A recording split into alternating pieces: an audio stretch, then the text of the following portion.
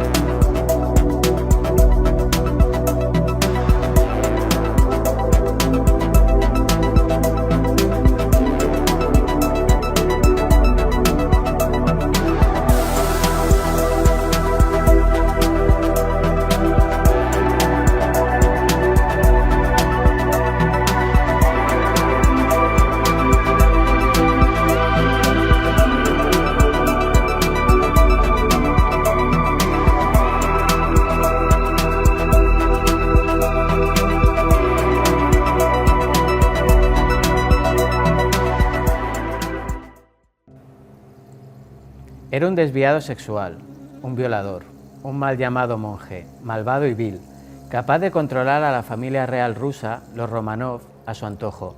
Pero Rasputín también era capaz de susurrar obscenidades al oído de la zarina Alexandra, que encendían sin control sus más secretos impulsos. Sin embargo, también era un anciano de barba rala, podridos dientes, reverenciado como un santo, fiel consejero de los Romanov, sanador de cuerpos y almas. ¿Qué era o no era Rasputín? Esa dualidad continúa siendo un enigma, tratado en películas, libros, podcasts, etc. Y no pretendo ser yo un cazador de mitos, más bien al contrario. Yo solo soy un narrador de historias. Gracias a su mirada penetrante y un discurso elocuente, Grigori Yefimovich Rasputín pasó de vivir en un pequeño pueblo de Siberia Occidental a ganarse la confianza de la familia real rusa. Este místico ruso experimentó una radical conversión, aunque su figura como hombre santo resulta controvertida, dado el libertinaje sexual que practicó a lo largo de su vida. El poder curativo sobre el hijo pequeño de los Romanov, mediante la hipnosis o sus visiones sobre el futuro, le dieron un halo de misterio, pero también de oportunismo. Su juventud no fue distinta de otras muchas en una tierra donde la vida era más que dura. Borracho y juerguista, también resultó ser un ladrón. Un día, uno de sus vecinos lo sorprendió mientras robaba la cerca de madera de su almiar y le propinó una paliza que cambió a Grigori. Según este vecino, Rasputín se volvió extraño y como imbécil. Aquel ensimismamiento era el signo de una transformación interior, que se manifestó cuando en 1897 peregrinó al monasterio de San Nicolás de Verjoturi. Acudió allí en busca de la guía espiritual del hermano Makari, un joven asceta que mortificaba sus carnes con una cadena. Esta visita cambió su vida para siempre. El semianalfabeto Rasputín, que volvió a la aldea, atendía a los oficios divinos, rezaba con fervor, y su fama llevó a que a su alrededor se formara un grupo de fieles que se reunía en una capilla bajo el establo de su casa para cantar y leer el Evangelio. Durante sus celebraciones nocturnas en lugares subterráneos cantaban, danzaban, se flagelaban y llegaban a un estado de éxtasis ritual que concluía en una sesión orgiástica. Creían que el pecado llevaba al arrepentimiento y la salvación, una creencia a la luz de la cual se ha interpretado la sexualidad de Rasputín. En este punto divergen las opiniones de quienes han estudiado la vida de Rasputín.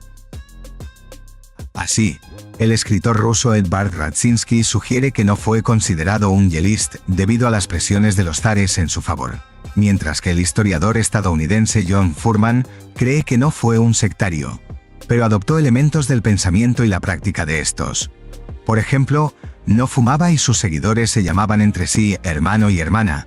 Los rumores, los escándalos sexuales que su esposa toleraba y las burlas sobre su supuesta santidad hicieron que en 1902, tras un peregrinaje al monte Athos, Rasputín marchara a la ciudad de Kazán, un importante centro religioso. Rasputín impresionó a los dignatarios religiosos de Kazán, que buscaban la autenticidad y la sencillez que parecía representar aquel campesino de fe ardiente. Los entusiasmó hasta recomendarlo a los dirigentes de la Iglesia de San Petersburgo, ciudad a la que llegó en tren durante la Pascua de 1903 en un vagón de primera clase. La fe de Grigori conmovió al archimandrita Feofán, el cual, conmovido por tales dones espirituales, abrió a Rasputín los salones de la más alta aristocracia rusa, entre la que triunfaban toda clase de vendedores de mercancías místicas. A estas eran fieles las grandes duquesas Militsa y Anastasia de Montenegro, hijas del rey de este país y casadas con dos miembros de la familia Romanov, que quedaron fascinadas con el campesino. Fueron ellas quienes en 1905 introdujeron a Rasputín en la familia real, que por entonces vivía parapetada en un aislamiento incomprensible para la corte. Nicolás y Alejandra Romanov estaban dispuestos a recibir toda la ayuda posible, humana y divina, en un mundo que les era hostil y al que escondían un terrible secreto. En 1904, después de alumbrar 4 hijas, Olga, Tatiana, María y Anastasia, la zarina dio a luz un varón, Alexei, el ansiado heredero del trono, pero la alegría por el nacimiento se esfumó pronto. El ombligo del pequeño sangró durante 2 días al cortar el cordón umbilical. Fue el primer síntoma de hemofilia, una enfermedad hereditaria que transmiten las mujeres y se caracteriza por abundantes hemorragias internas y externas. En aquella época, la esperanza de vida de un hemofílico era de 14 años. Rasputín causó una profunda impresión en Alejandra y Nicolás, y sus lazos con los monarcas quedaron definitivamente anudados cuando en 1907 el zarevich sufrió una grave hemorragia que remitió en cuanto Rasputín le impuso sus manos y rezó junto al pequeño. Eran públicas su afición a la bebida, sus aventuras sexuales y sus equívocas relaciones con mujeres de la alta sociedad, casadas y solteras, que formaban parte de su círculo de entregadas adeptas. A finales de aquel año, salieron a la luz las cartas que la zarina había enviado a Rasputín, en las que se podían leer frases como esta: «Solo deseo una cosa, dormir durante siglos sobre tu hombro mientras me abrazas». Estas palabras, que procedían de una mujer en busca de consuelo, consumida por la culpa de haber transmitido la hemofilia a su hijo, fueron interpretadas en un sentido sexual. La corona se desacreditaba ante el pueblo, y los monárquicos veían a Rasputín como un peligro para la monarquía. Fue la Primera Guerra Mundial, comenzada en 1914, lo que llevó a Rasputín a la cima de su poder y a la caída final. Rasputín se convirtió en el gobierno en la sombra del país. Por aquel entonces, sus vínculos con la cúpula del Estado le habían convertido en la persona a la que recurrir para conseguir empleos o negocios, evitar ir al frente o ser deportado. Los peticionarios dejaban grandes sumas, que Rasputín gastaba en juergas épicas, hecho que aumentó su descrédito y el de la corona. La conjura para terminar con él partió del entorno más íntimo del zar. Para salvar la monarquía, Rasputín debía morir.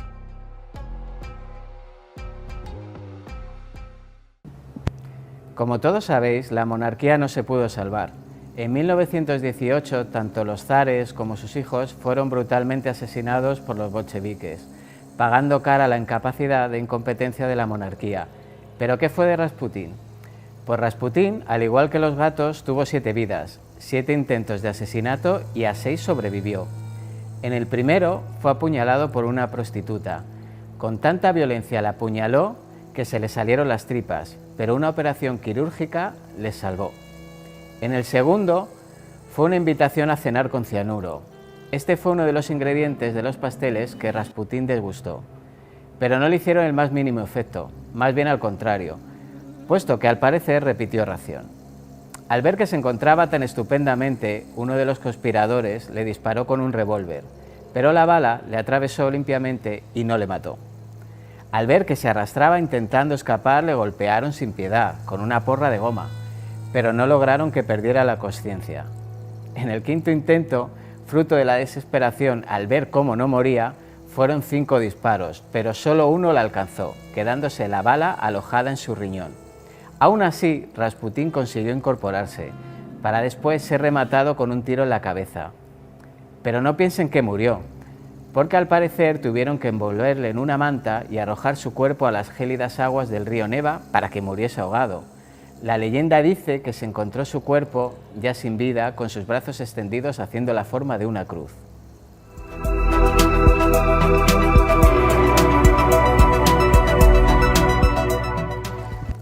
Ahora vamos a viajar en busca de enclaves templarios de la mano de nuestro compañero Jesús Montero. Os recomiendo que le prestéis especial atención, merece la pena conocer esos lugares tan enigmáticos que nos va a mostrar.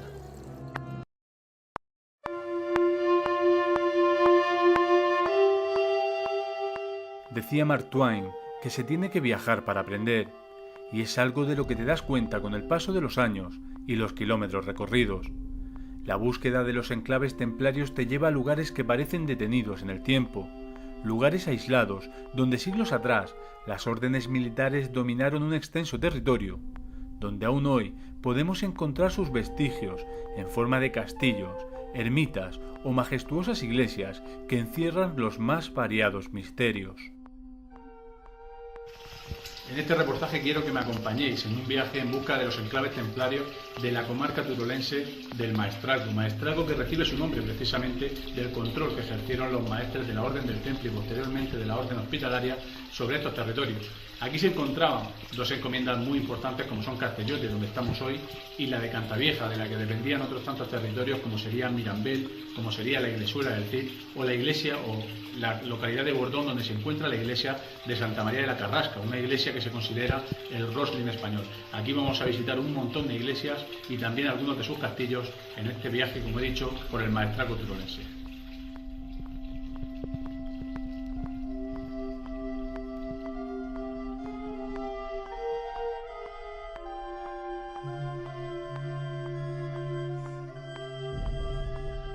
Seguir los pasos de la Orden del Temple es chocar de bruces con su abrupto final que en algunos enclaves tuvo gestas heroicas a las que contribuyeron los propios ciudadanos, que ayudaron, aun a riesgo de su propia vida, a aquellos monjes soldado que se negaron a entregarse en aquel proceso amañado.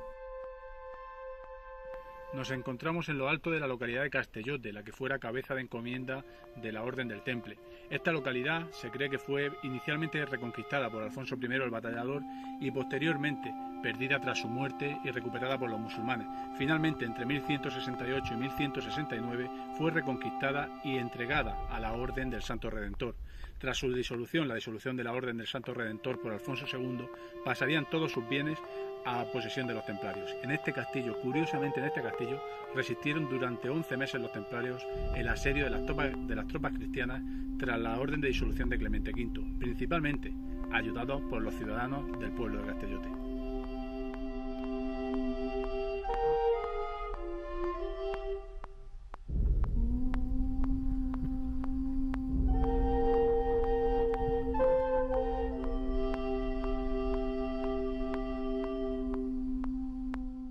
Pero no todos los enclaves ofrecen lo mismo. En unos los restos saltan a la vista en forma de majestuosas murallas o castillos. En otros los restos son mucho más sutiles y pasan casi desapercibidos, embutidos en edificios posteriores o en forma de simbología que permaneció en la población.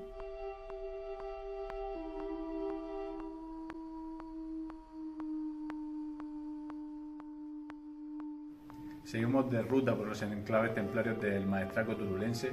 En este caso estamos en la Iglesuela del Cid, una pequeña localidad que fue conquistada por Alfonso II de Aragón en 1181 y donada a los templarios, que en 1242 le otorgaron la carta de población. Justo detrás mía tenemos los restos de las antiguas mazmorras del Torreón templario. El Torreón, junto con partes de la iglesia y de este ayuntamiento y alguna ataúd templaria, es de los pocos vestigios que quedan en la localidad de lo que fue la antigua Orden del Temple en esta población.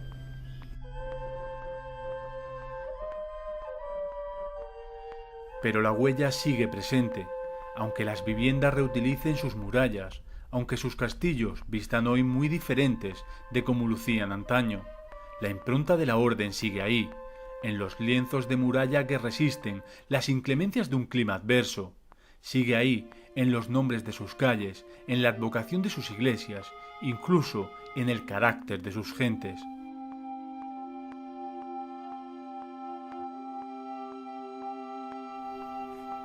Seguimos con nuestro viaje por la comarca turulense del Maestrazgo, una de las más importantes a nivel de enclaves templarios de la península ibérica.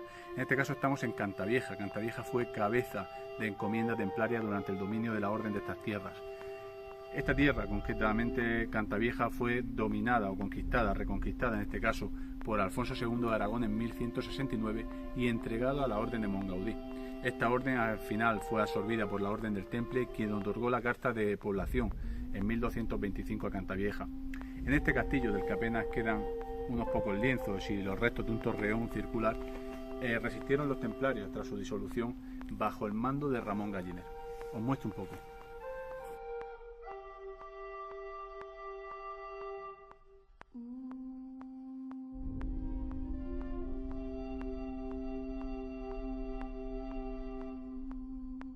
Y no solo permanecen los ecos de su historia, también persisten sus misterios, misterios difícilmente explicables que nos impactan al admirarlos, al encontrar en un rincón inhóspito la majestuosidad de pinturas, imágenes y simbolismos más propios de las grandes catedrales, que además encierran velados secretos de esa otra vertiente de la orden, aquella que muchos buscan y pocos encuentran.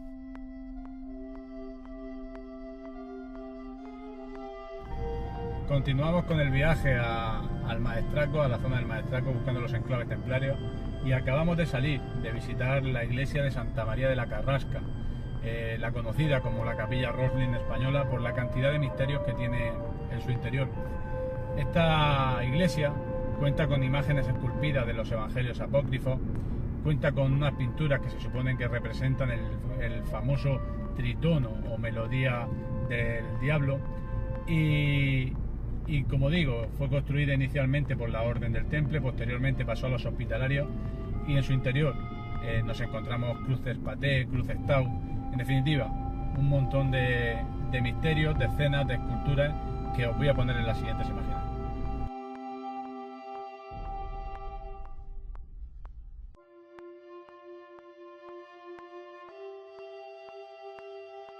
También nos encontramos sus leyendas del pasado y las realidades del presente, con pueblos restaurados y otros que parecen haber sido olvidados, pero que luchan por mantener el legado que los hizo antaño ser enclaves muy importantes.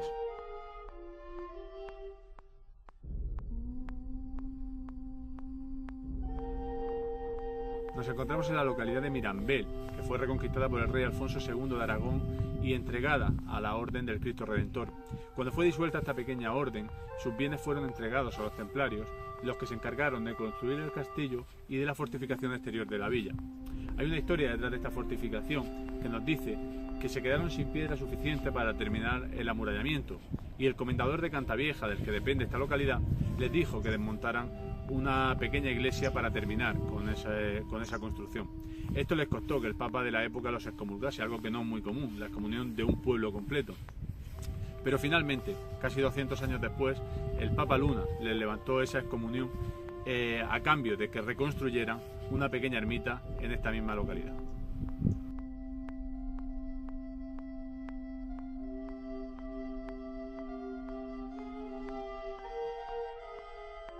Pero sobre todo, los viajes te hacen crecer y conocer personas maravillosas. Algunas, como Paquita, te abren las puertas de la iglesia de Bordón, que se encontraba cerrada, y te da una lección de historia.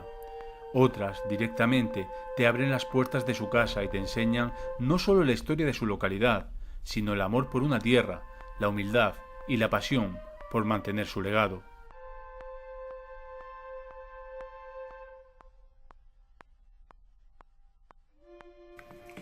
Bueno, actualmente queda muy poco, porque se han ido haciendo restauraciones y por suerte las restauraciones que se hacen con norma y sin salirse del tiesto, vamos. Que queda el castillo, la casa castillo de los templarios, que actualmente solo hay las paredes, porque no hay ni los pisos, y sabe muy mal porque yo lo he conocido cuando aún vivían en esa casa. Y cuando íbamos a la escuela veíamos cómo lo tiraban, y eso era... pero bueno, en aquel tiempo no se valoraba. Después queda algún trozo de muralla, pero mínima, porque la muralla actual es de 1450.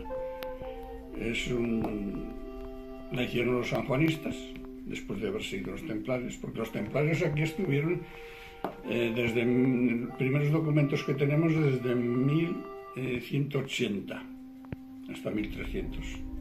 Después ya desaparecieron y bueno, pues ahora no queda prácticamente nada. Por mi parte, seguiré mi periplo en busca de los enclaves históricos, restos de un tiempo pasado que han configurado nuestro presente, y seguiré intentando transmitiros estas experiencias para que de una forma virtual podáis recorrer estos lugares conmigo, conociendo sus historias, sus gentes y una cultura que merece la pena ser divulgada, pero sobre todo merece ser preservada. Adiós.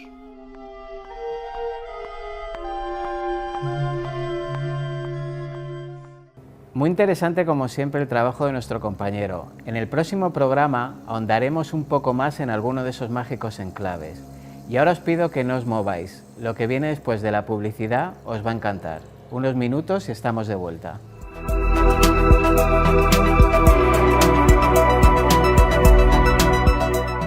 Bueno, para este programa hemos invitado a Carolina Corbillo. Es una mujer, es una autora a la que yo admiro bastante. Toda esta obra que podéis ver aquí es suya y me hace especial ilusión que venga. No vamos a poder hablar de todos porque si no tendríamos que dedicarte un especial.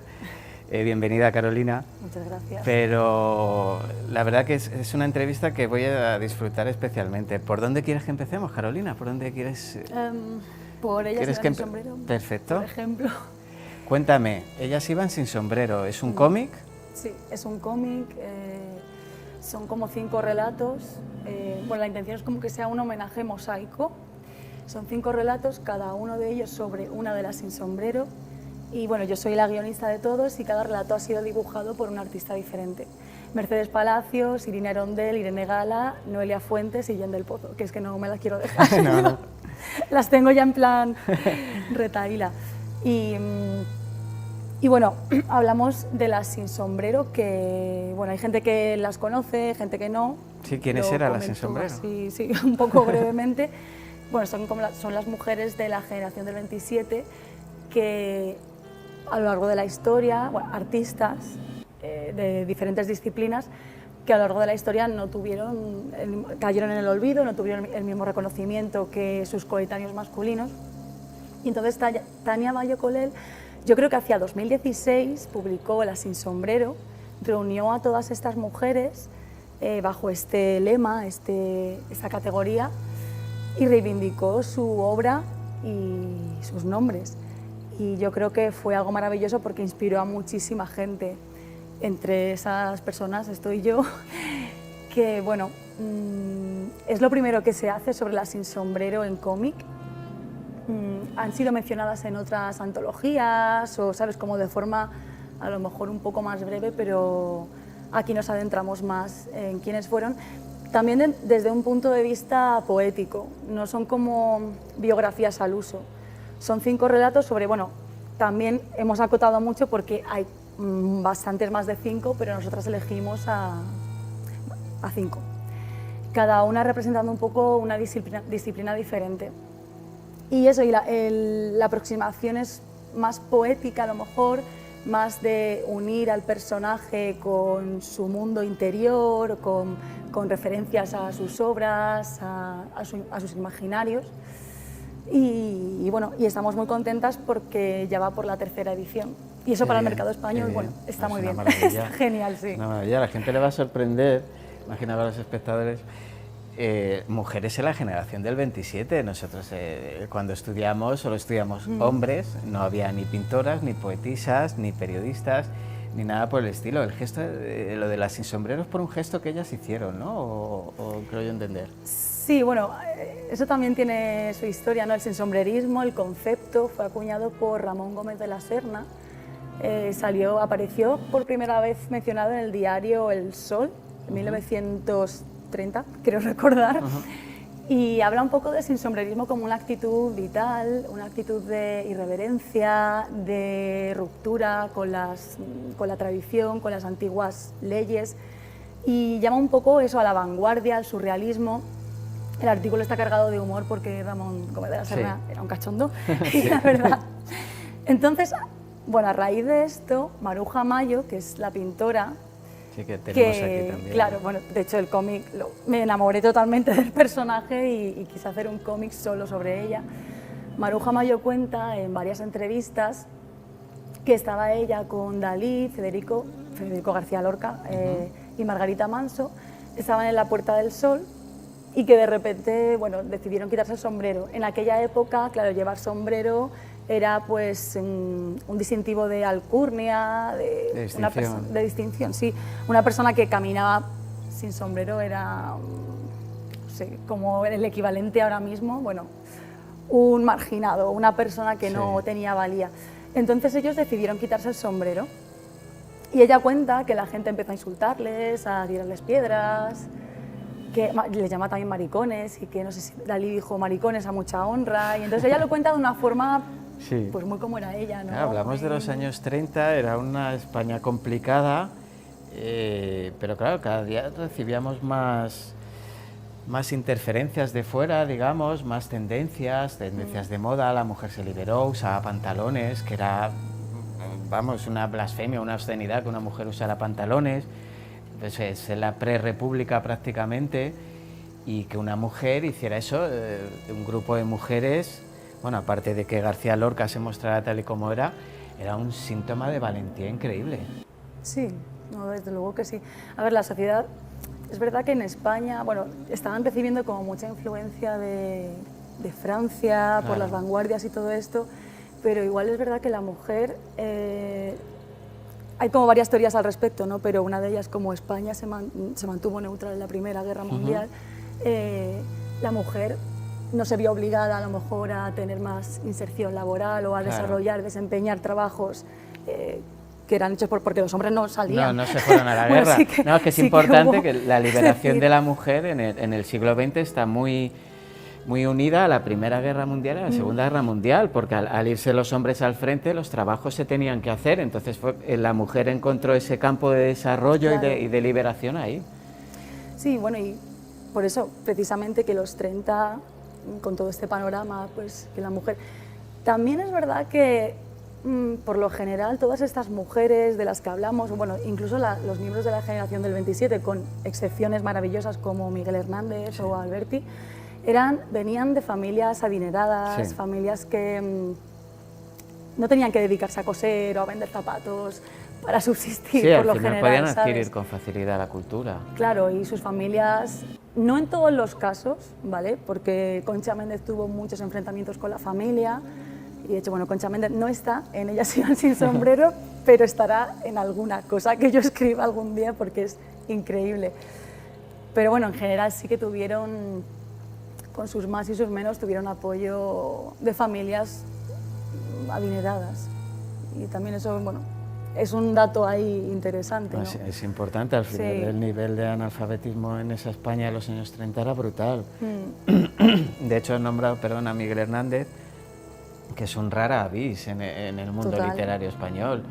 Al final, bueno, también se utilizó mucho aquello del poeta cabrero y tal, pero era un hombre con una vasta cultura. Era un hombre que se había formado pues, gracias a los curas, pero tenía una formación tremenda. Es uno de mis poetas favoritos. Bueno, es que ¿cómo no? ¿Cómo no? Junto a García Lorca, pero sí es cierto que, bueno, su relación que no era muy buena tampoco, pero sí es cierto que García Lorca venía de un mundo cultural mucho más sencillo para él poder aprender y dedicarse a eso que Miguel Hernández. Yo te quería preguntar por Maruja Mayo. Quiero que me hables de Maruja Mayo, que sé que te apetece muchísimo, así que te pido que te explayes y me cuentes lo que quieras de Maruja Mayo. Bueno, Maruja Mayo, claro, después de sacar Ellas iban sin sombrero, Irina Irondell en Ellas iban sin sombrero dibujó la historia de Tórtola Valencia, que es otro de los personajes olvidados que quería reivindicar, porque además no está en la nómina oficial de la sin sombrero. Y ese fue como mi pequeño acto sin sombrerista, meter a Tórtola Valencia, que era como la representante de las artes escénicas. Bueno, Maruja Mayo, vamos, porque es que si no... claro, Irina hizo Tórtola, pero también estuvo coqueteando con la idea de, bueno, ¿y si hago Maruja Mayo? Voy como... Al final la hizo Mercedes Palacios en Ellas iban sin sombrero, pero como que nos quedamos con las ganas. Y entonces surgió la oportunidad con Cascaborra, que no sé si lo conoces, es una editorial especializada en historia de España. Se lo propuse a Julián Olivares, el editor, y nos dio su visto bueno. Y ahí está nuestra Maruja Mayo. Nos centramos sobre todo en la época en la que ella descubre su voz artística, porque es que abarcar toda la vida de Maruja Mayo en 56 páginas, que era el formato al que teníamos que ceñirnos, es que era imposible. Entonces, yo quise elegir pues, esos comienzos, cuando ella llega a Madrid desde Viveiro y conoce a Alberti, conoce a Dalí, primero conoce a Dalí, Dalí le presenta a sus amigos de la residencia. Entonces, ella fue una de las pocas mujeres que fue admitida en la Academia de San Fernando. Ella se jactaba también mucho de ello, fue una de las pocas.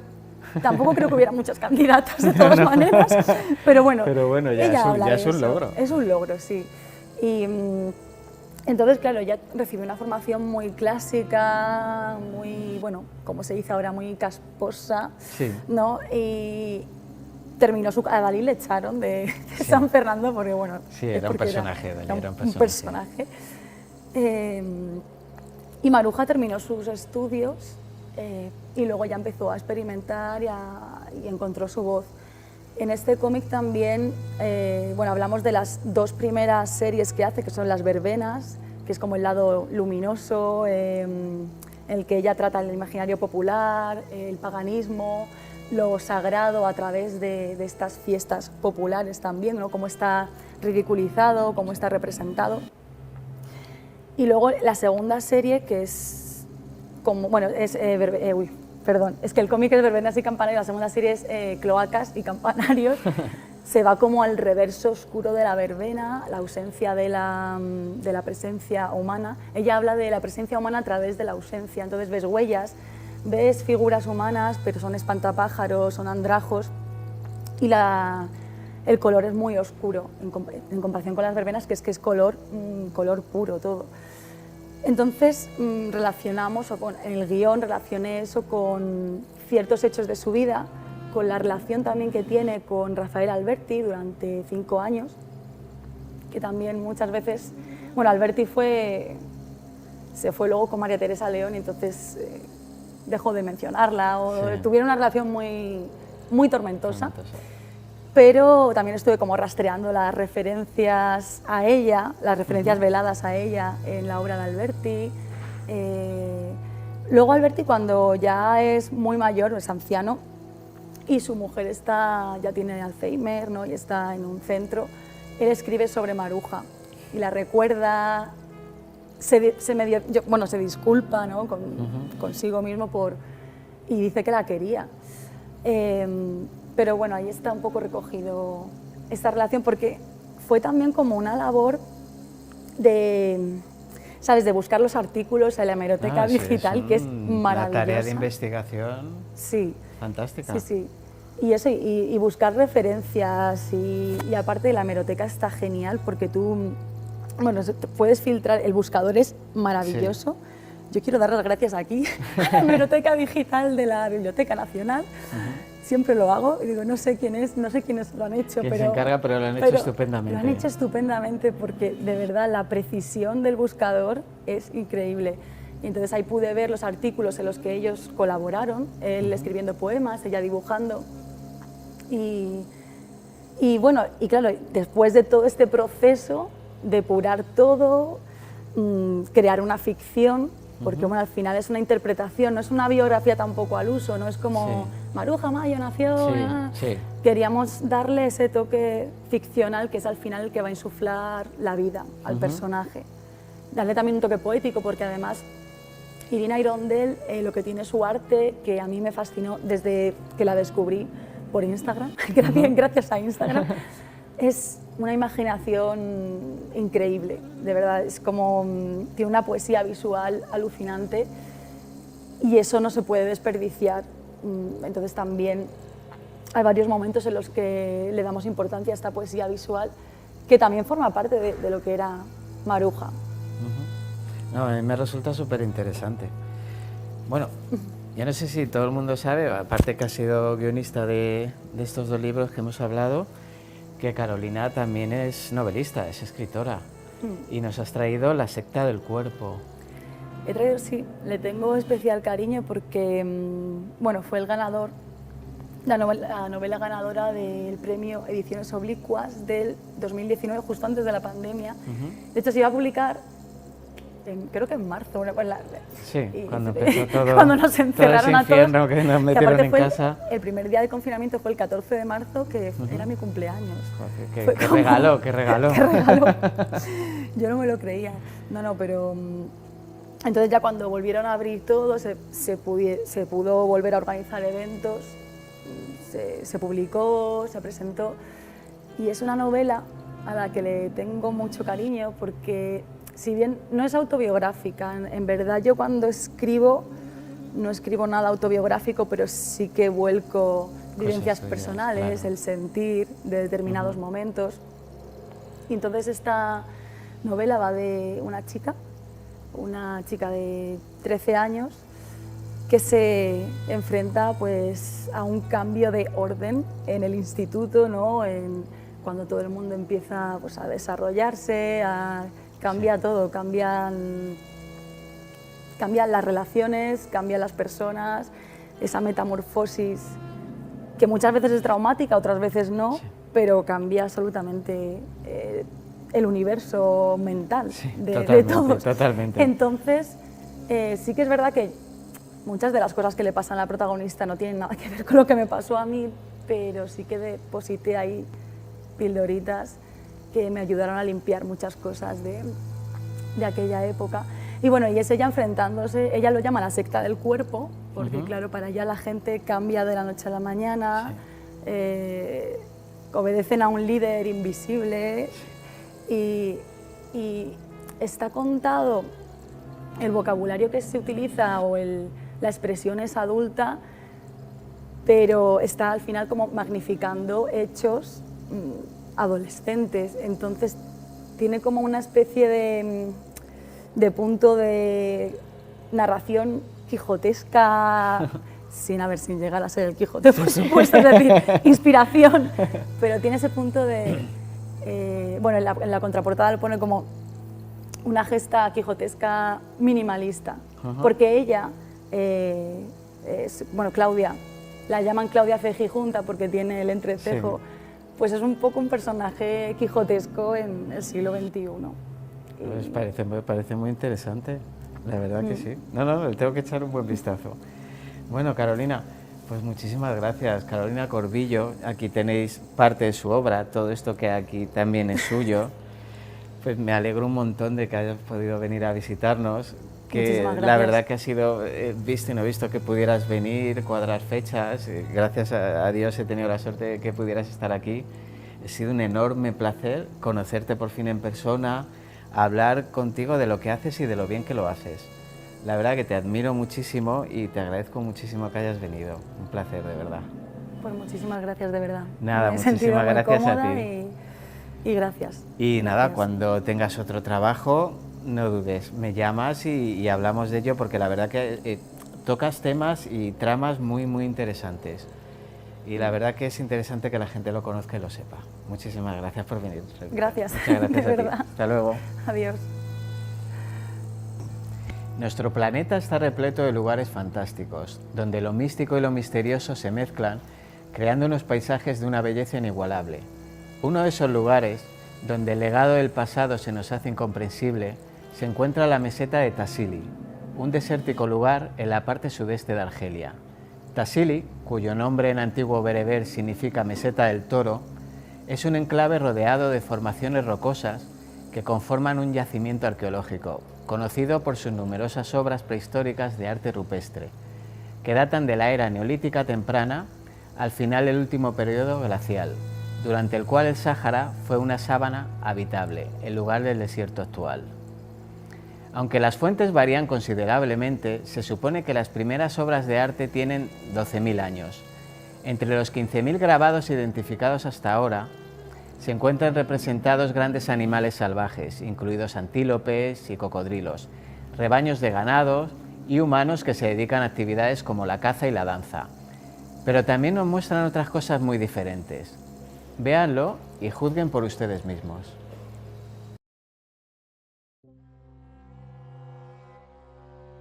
Reescribamos un poco la historia. Hace miles de años, los hombres y mujeres que vivían en esta meseta ahora desértica dejaron grabadas en la roca una colección de más de 15.000 muestras de pinturas y grabados rupestres. En aquellos años, el Sáhara, aunque ahora nos parezca increíble, era una tierra verde y salvaje.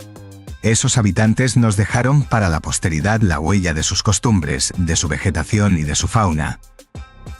Petroglifos de elefantes, rinocerontes, búfalos y otros animales nos muestran un clima y una vida bastante diferentes al cementerio de fuego y calor que ahora representan esos parajes. Las pinturas rupestres, tal y como siempre hemos aprendido, representan la vida, costumbres y visión de nuestros ancestros, todas tal y como en la historia de nuestro precioso planeta, damos por supuestas. Pero, ¿es posible que haya habido civilizaciones diferentes a las que conocemos? Los hombres y mujeres de Tassili dejaron en sus paredes el recuerdo de seres y vivencias extrañas que podrían mostrar la existencia de una humanidad muy distinta. Seres que flotan en el aire. ¿Una figura que parece ser un astronauta gigante? ¿Hombres que parecen llevar una ofrenda a un ser antropomorfo de un tamaño 3 veces superior? La explicación de los historiadores nos habla de la imaginación de aquellos hombres y mujeres o del efecto psicotrópico de los hongos que habitaron en la meseta de Tassili. Sin embargo, si esos fueran los motivos, las pinturas y grabados de otras partes del mundo también podrían estar adornadas con elementos diferentes a los que conocemos. Es posible que, hace miles de años, existiera otra humanidad que hablase con las estrellas. Dejemos volar la imaginación y vayamos un poco más allá.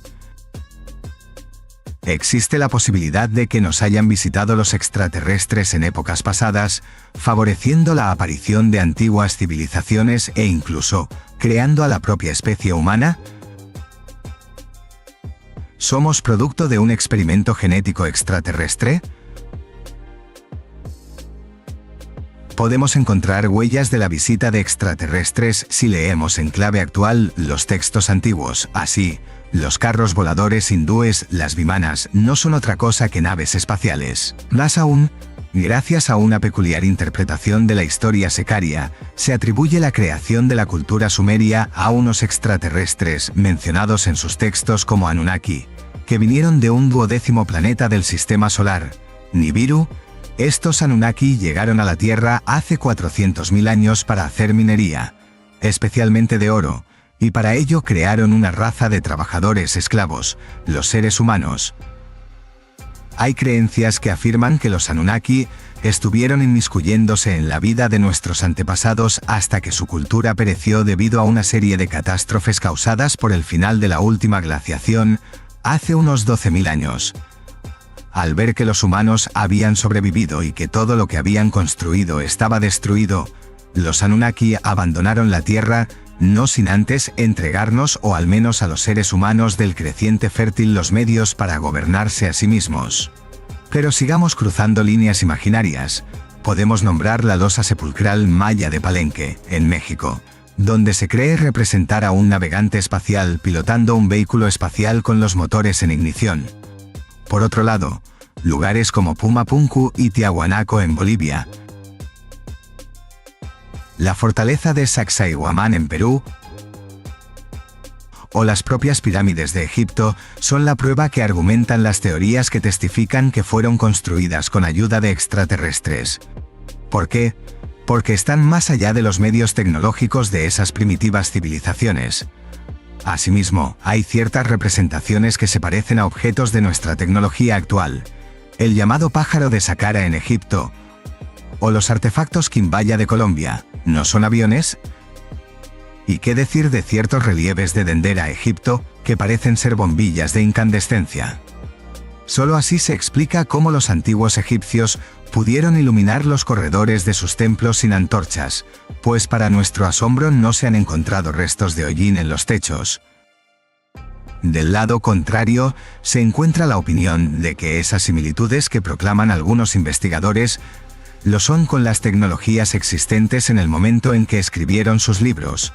De ahí que vean bombillas de incandescencia y no de bajo consumo, o trajes de astronautas, similares a los del Apolo 11 pero no a los actuales.